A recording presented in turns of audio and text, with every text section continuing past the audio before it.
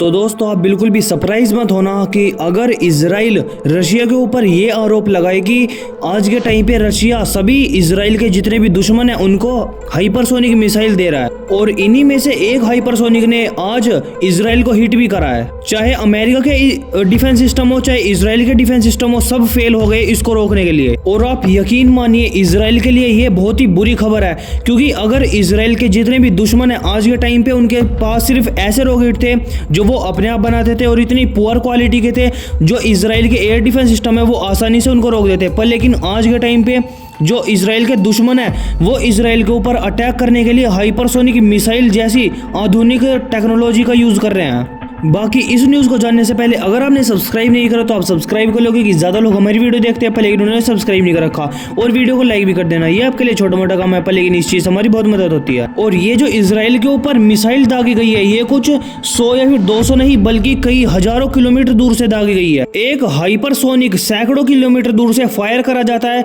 और central Israel के बीच में हिट करती है। सबसे पहले तो आप मैप के ऊपर देख लो कि ये जो मिसाइल है वो कहाँ से लॉन्च करी गई है। और जो मिडल ईस्ट के अंदर ये यमन का इलाका है, इसके अंदर कुछ टेररिस्ट ग्रुप रहते हैं और यमन का जो थोड़ा सा पार्ट है वो हूती रिबेल्स ने कब्जा रखा है। तो हाल ही में हूती रिबेल के पास आ गया हाइपरसोनिक मिसाइल। अब ये नहीं पता चल पा रहा कि इनके पास ये मिसाइल कहाँ से आया, क्या इन्होंने इतनी जल्दी टेक्नोलॉजी बिल्ड कर ली या फिर इनके जो लोग हैं वो इतने बड़े साइंटिस्ट बन गए कि उन्होंने हाइपरसोनिक मिसाइल की टेक्नोलॉजी बहुत जल्दी से बिल्ड कर ली, या फिर ये भी नहीं पता चल पा रहा कि कौन से देश ने इनको प्रोवाइड करी है। पर लेकिन कहीं ना कहीं से तो इनके पास ये हाइपरसोनिक मिसाइल आ गया और फिर इन्होंने बिना सोचे समझे इसराइल के ऊपर दाग दी। ऑलमोस्ट 2000 किलोमीटर दूर इन्होंने ये मिसाइल दागी है जो कि इसराइल के ऊपर हिट करी है और जितने भी इसराइल के एयर डिफेंस सिस्टम है वो सभी नाकाम रहे इस मिसाइल को रोकने के में। और जहां से ये मिसाइल गई थी वहां पे कुछ रेड सी के अंदर कुछ अमेरिका के आधुनिक टेक्नोलॉजी वाले युद्धपोत भी हैं जो कि इन सभी मिसाइलों को रोक लेते हैं। क्योंकि पहले भी आपने सुना होगा जब हूती रिबेल्स ने एक बार इसराइल के ऊपर कुछ मिसाइल और रॉकेट दागे थे तो उस टाइम पे यूएसए के जितने भी वहां पे एयरक्राफ्ट कैरियर और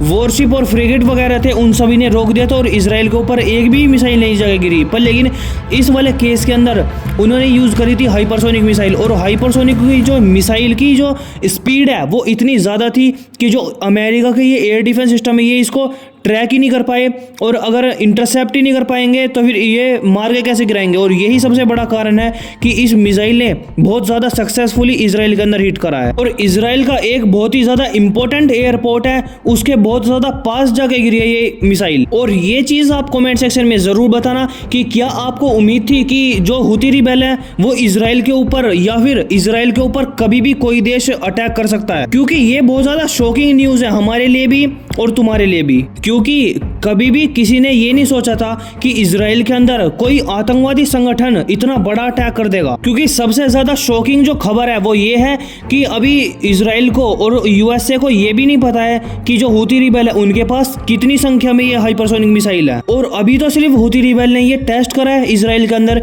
कि अगर हम हाइपरसोनिक मिसाइल दागते हैं इसराइल के अंदर तो फिर अमेरिका या फिर इसराइल के जो डिफेंस सिस्टम है वो रोक पाते हैं या फिर नहीं। और इस चीज को देख के जो इजरायली है वो बहुत ज्यादा शौक फील कर रहे हैं, क्योंकि